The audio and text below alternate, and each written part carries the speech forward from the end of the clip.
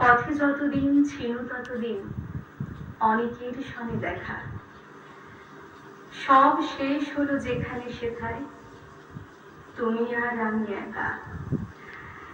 কবিগুরু রবীন্দ্রনাথ ঠাকুরের এই কবিতার লাইনটা বিশেষভাবে মনে পড়ে গেল। আজকে তার মৃত্যুবার্ষিকী, কিন্তু যে মানুষটি জীবদ্দশাতেই মৃত্যুকে জয় করে গেছেন, তার মৃত্যুবার্ষিকী আমরা পালন করছি। আক্ষরিক অর্থে কতটুকু পালন করতে পারি? যে মানুষটা আমাদের জীবনযাপনে, চিন্তনে, আমাদের ভাবনায়, আমাদের শিক্ষায়, সমস্ত জায়গায় এতটা জুড়ে আছেন, তার মৃত্যু ভাবা যায় না। যাই হোক, আজকে স্টুডিওতে আমরা যাকে পেয়েছি, একজন বিশেষ মানুষকে পেয়ে আমরা ভীষণ ভাবে আনন্দিত। আসুন আপনাদের সকলের সঙ্গে তার আলাপ করিয়ে দিই। আমাদের সঙ্গে আছেন ডক্টর দেবাশিস দত্ত। নমস্কার দাদা। নমস্কার। কেমন আছেন আগে বলুন? ভালো। এমন একটা ভালো দিন, শুভ দিন বলবো আমি, তো সেরকম একটা দিনে আপনাকে পেয়েছি স্টুডিওতে, এটা আমাদের কাছে একটা পরম পাওনা।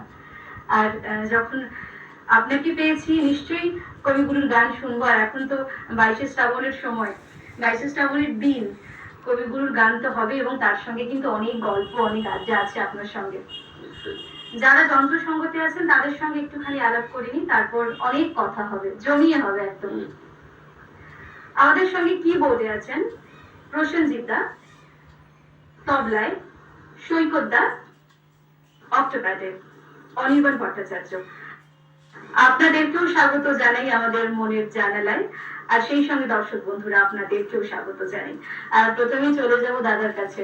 কি গান আজকে আগে শুনবো? আগে একটা গান শুনতে চাই, তারপর আমি আজকে এই বিশেষ দিনে আমরা রবীন্দ্রনাথকে কেন্দ্র করেই তো আমাদের জীবন যাপন, মননের সবকিছুতে।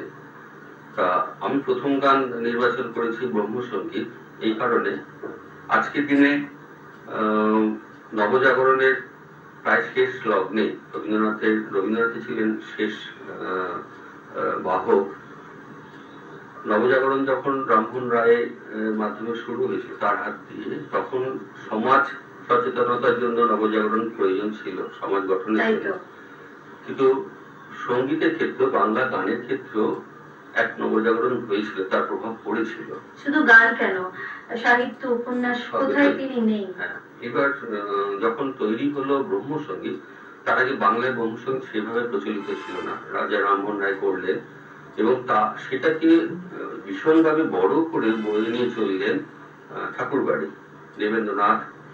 তারপরে তাদের পুত্রদের মধ্যে সেটা সঞ্চার করলেন, পুত্রকন্যাদের মধ্যে। তারপরে সেটাকে একটা গঠনের মধ্যে এলো, একটা স্ট্রাকচারের মধ্যে দিয়ে, স্বরলিপি পদ্ধতি, জ্যোতিরিন্দ্রনাথ, তারপর দেবেন্দ্রনাথ, যেটা রবীন্দ্রনাথ আজীবনকাল সেটাকে ফলো করে এসছেন। এবং আজকে রবীন্দ্র চর্চায় যেটা সব থেকে বেশি গ্রহণযোগ্য, সেটা হচ্ছে তার স্বরলিপির জন্য গানগুলোকে সঠিকভাবে সংরক্ষণ করা গেছে, বিকৃতি হয়নি এবং বিচ্যুতিও হয় না। কখনো কখনো কোথাও হয়, কিন্তু আবার সেটা ফিরে আসে। সেই ব্রহ্মসঙ্গীত, যে ব্রহ্মসঙ্গীত রাজা রামমোহন রায়ের সময় থেকে শুরু হয়েছিল, রবীন্দ্রনাথ তার অনেক বেশি সেই বিষয়ে মনোনিবেশ করেছিলেন। প্রথম জীবনে তো অনেক ব্রহ্মসঙ্গীত রচনা করেছিলেন। সেরকমই একটি ব্রহ্মসঙ্গীত আমি 26 বছরের রচিত একটি গান, ধামার তালে নূতন প্রাণ দাও, এই গানটা নির্বাচন করেছি, আমার প্রথম গান। বেশ। নূতন প্রাণ দাও,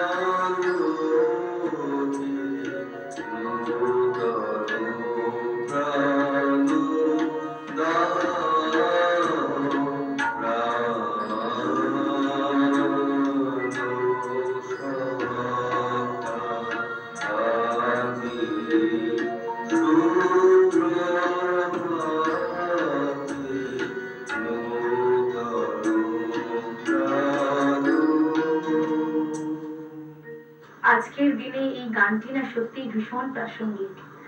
আমরা যেন নতুন করে প্রত্যেকটা মুহূর্তে বাঁচি, তার জন্যই। এরপর কি গান রেখেছেন? এরপরে আরেকটি গান আমি বেছেছি পূজা পর্যায়ে, আপনাকে জানা আমার ফুরাবে না।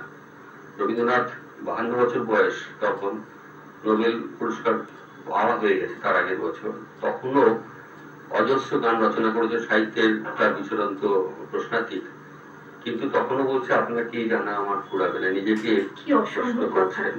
তাই তো, এই হচ্ছে রবীন্দ্রনাথ। একেবারেই। আপনাকে জানা আমার ফুরাবে না, আমার ফুরাবে না, আপনাকে জানা আমার ফুরাবে না, আমার ফুরাবে না। এই জানার সঙ্গে সঙ্গে তোমার চেনা, আপনাকে জানা আমার ফুরাবে না, আমার ফুরাবে না। কত জনম মরণেতে তোমারই ওই চরণেতে, কত জনম মরণেতে তোমারই ওই চরণেতে, আপনাকে দেব তবু পারবে না, আপনাকে জানা আমার ফুরাবে না, আমার ফুরাবে না।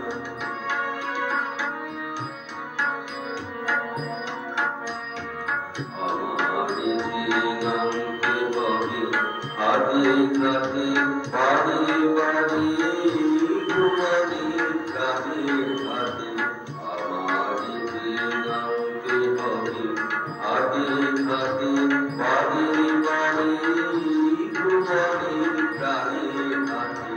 দেখো সাগর তোমার সাথে চলবে দিনের রাতে,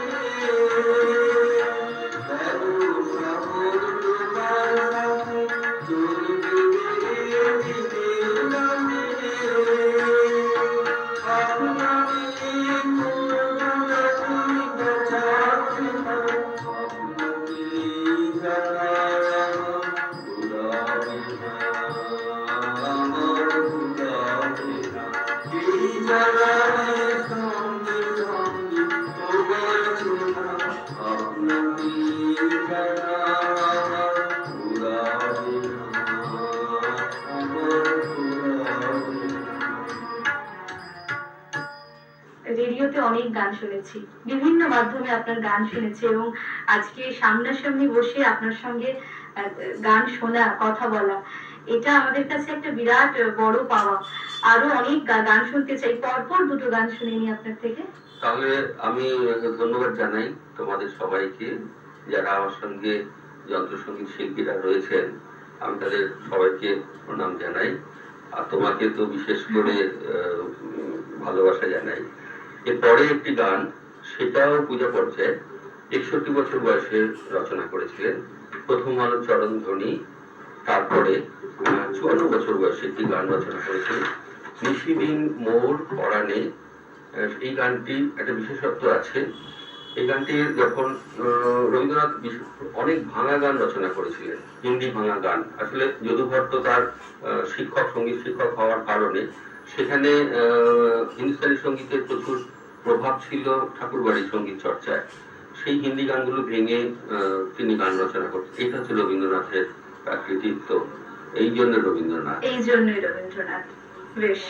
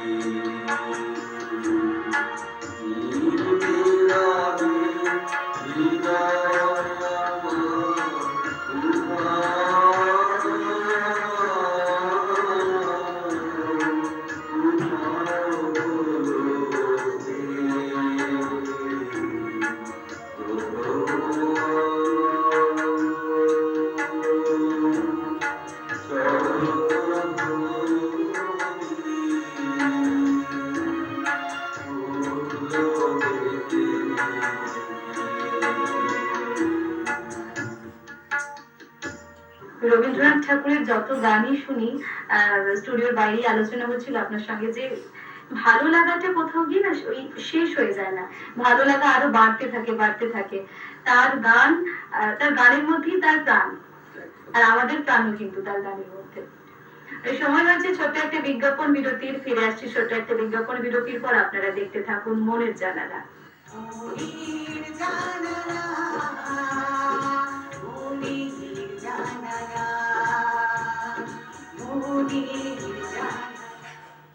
ফিরে এলাম ছোট্ট একটা বিজ্ঞাপন বিরতির পর। আপনারা দেখছেন টুয়েলাইট প্রোডাকশন প্রযোজিত, চ্যানেল ভিশন আয়োজিত আপনাদের অত্যন্ত পছন্দের অনুষ্ঠান মনের জানালা।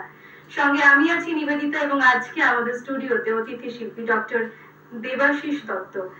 দাদা, এরপর কি শোনাবেন?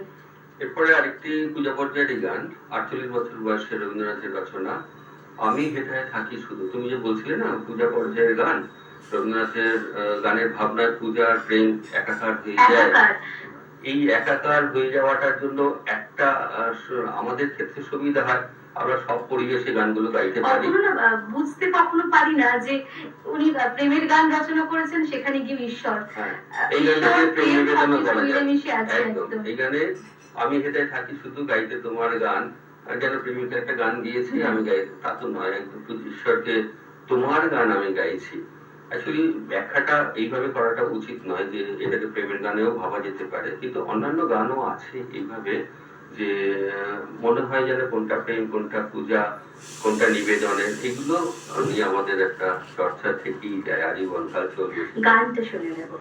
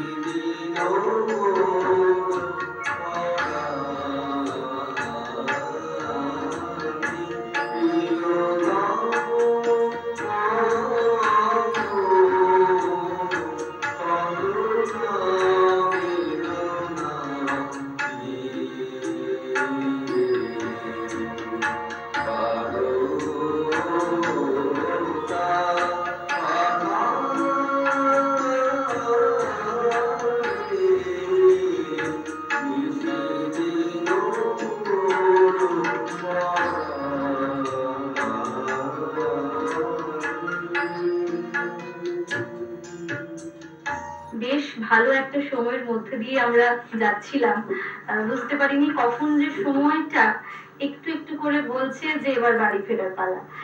শেষ কি গান আমাদের জন্য আছে? শেষ এবার মানে একদম সরাসরি পূজার গানে যাই। চরণধ্বনি শুনি তব নাথ, এটা আমার সব থেকে পছন্দের গান। ঈশ্বরকে নিজেকে সঁপে দেওয়ার গান, আর রবীন্দ্রনাথের গানের মধ্যে দিয়েই এই আমাকে নিজেকে সঁপে দেওয়ার জন্য এই গান দিয়ে আজকে তার গানই তাকে অঞ্জলি।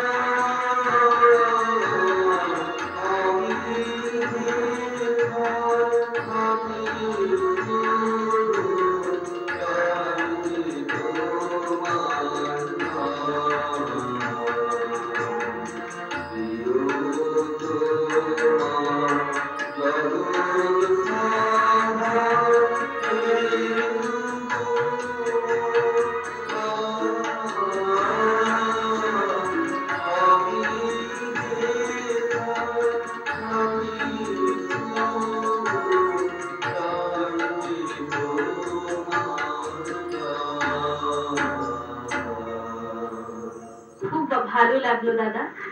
একটা সময় আমরা কাটালাম, যে সময়টা মনে হলো যে ভীষণ প্রাণবন্ত সময়। যদিও তার প্রয়াণ দিন, তবু কোথাও গিয়ে একটা খুশি থাকে মনের মধ্যে যে তিনি তো আছেন, শয়নে স্বপনে সমস্ত জায়গায় তিনি বাস করে আছেন, তাকে তো ভোলা যায় না।